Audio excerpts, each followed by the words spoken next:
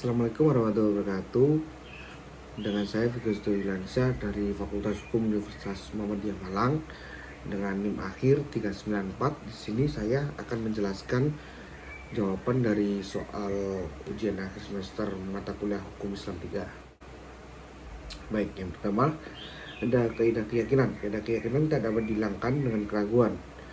Arti dari makna ini yaitu semua hukum yang sudah berlandaskan pada suatu keyakinan tidak dapat dipengaruhi oleh adanya keraguan yang muncul, kemudian sebab rasa ragu yang muncul tidak akan bisa menghilangkan hukum yakin yang telah ada sebelumnya.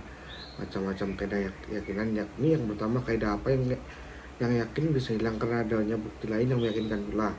Kaidah apa yang ditetapkan atas dasar keyakinan tidak bisa hilang kecuali dengan keyakinan lagi. Ketiga, kaidah apa yang sejak dahulu dibiarkan atas kedahulannya.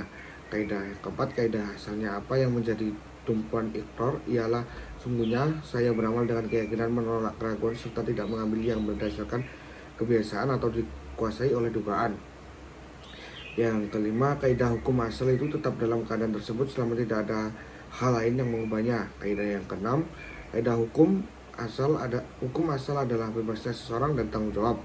Contoh dari kaidah keyakinan sendiri adalah apabila ada seorang yang telah berwudu dan dia lupa akan wudunya, ragu telah batal wudunya atau belum, maka dia tidak perlu berwudu lagi. Nomor 2 yakni kaidah kesulitan. Kaidah kesulitan mendatangkan kemudahan, yakni apabila suatu hukum terdapat kesulitan atau kesulitan dalam penuhannya dan pelaksananya baik kepada badan, jiwa atau harta seseorang mu'alaf, maka hukum itu diringankan sehingga tidak menyusahkan lagi. Contoh hukumnya sholat bagi wanita haid. Yang ketiga yakni penerapan konsep kaidah adat di Indonesia.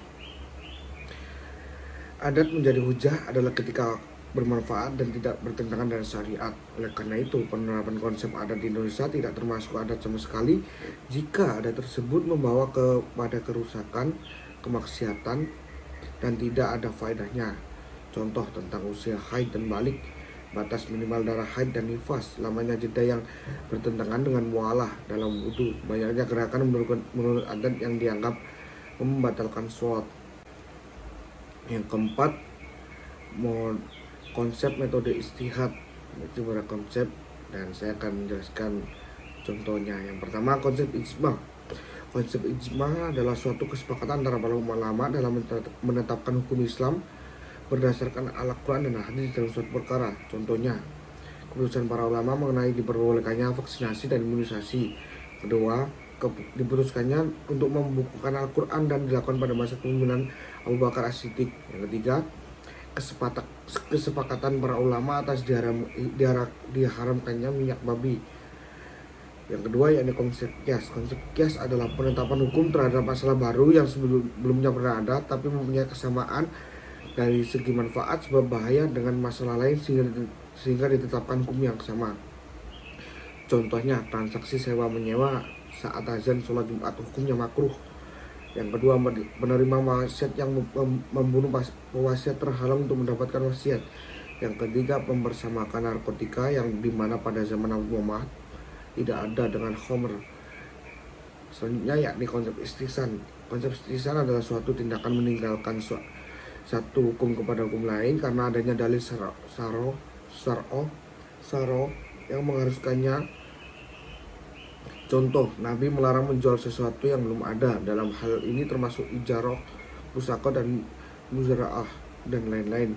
Yang kedua, sisa minuman burung buas adalah suci dan halal diminum. Yang ketiga, haid berbeda dengan junub karena haid waktunya lama.